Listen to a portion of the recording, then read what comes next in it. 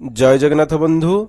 भारत सरकार तरफ ओडिशा राज्य को एमजीएनआरजीएस मजूरी टंका बा ओएच पेमेंट पाई लेटर इश्यू करा जाइछि। चलंतु से लेटर उपरे नजर पकाइबा एवं आलोचना करिबा। देखंतु बंधु, एठी government of India ministry of rural development रो महात्मा गांधी नारेगा डिवीजन तरफ एठी 20/4/2026 20/4/2026 तारिख रे एठी लेटर इश्यू करा जाइछि। Mahatma Gandhi national rural employment guarantee act, Mahatma Gandhi NREGA, payment of first instalment of first range of central assistant towards OH payment for financial year 2026-27 to the state government of Odisha. जेमिति आम जाचे एप्रिल 1 तारिख ठारू आमर आर्थिक वर्ष 2026-27 आरंभ हो जाइछि एवं 26-27 आर्थिक वर्षर फास्ट इंस्टॉलमेंट एठी रिलीज करा जाइछि, जहाँकि ओडिशा पई रहिछि देखिपे आप 696 कोटी 22 लक्ष 24,966 टंका। निश्चित भाव में एक बड़ अमाउंट ओडिशा पई रिलीज करा जाइछि। जेमिति कि आमे समस्त जानिचे दीर्घ 3 मासरू अधिक समय धरी वर्तमान ओडिशा रे काम करिथिबा एमजीएनआरजीए श्रमिक मानकर मजूरी टंका बाकी रहिछि।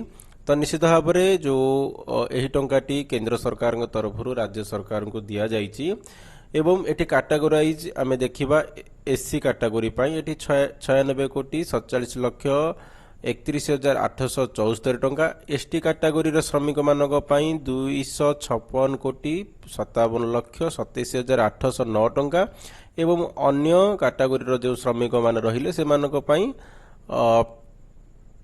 343 कोटी 17 लक्ष 65,283। ता सहित एटी जो इंक्लूडिंग पेंडिंग ओएज लायबिलिटीज जो मानकर बाकी रही पूर्व वर्षर जो आमर ओएज पेमेंट बाकी रही तार मध्य एटी देखंतु 453 कोटी 25 लक्ष 24,966 टंका एससी कैटेगोरी पाई, एसटी कैटेगोरी पाई एवं अदर्स कैटेगोरी पाई, जोटा कि आपनकर फाइनेंशियल ईयर 2025-26 देखंतु to the state government of Odisha as central assistant for payment of wage through National Electronic Fund Management System NEFMS for implementation of Mahatma Gandhi Narega during the financial year 2026-27। तो निश्चित भाव में बंधु एठी ओडिशा राज्य पाई 696 कोटी release करिया पाई ओडिशा सरकार को निर्देश दिया जाइछि। एठी rural development ministry of rural development तरफ जोटा कि आपनकर 2025-26 आर्थिक वर्षर जो बाकी टंका थिला ता पाई जो पेंडिंग वेज पेमेंट पाई ता सहित एठी आपनकर 26-27 रे जो काम होई ता पाई। तो निश्चित भाव में आपण माने एठी देखि पारिले जो हमर 3 मासरो अधिक समय धरी श्रमिक मानकर जो टंका बाकी रहिछि ताहा निश्चित भाव में कम दिन भितर सबु जेते भी एफटीओ रहिछि सब क्लियर होई जिबार संभावना रहिछि। काहेकि ना 696 कोटी एक बड़ अमाउंट निश्चित भाव में जेते भी एफटीओ ग्राम पंचायत स्तर रे हेइछि बा ब्लॉक स्तर रे हेइछि सबु किछि प्राय क्लियर होई जिबार संभावना रहिछि। तो निश्चित भाव में आमे एठी अपेक्षा करिबा जे केबे हमर श्रमिक मानकर अकाउंट रे टंकाटी क्रेडिट होउछि।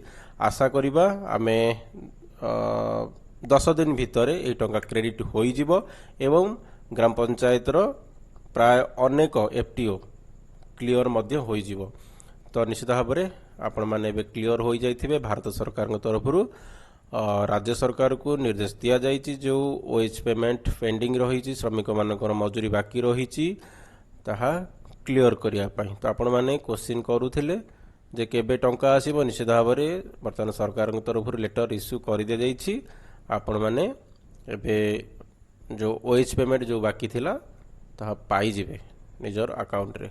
तो ये पीडीएफ कॉपी को टेलीग्राम चैनल आप डाउनलोड करी पढ़ी पारे। धन्यवाद। Thank for watching.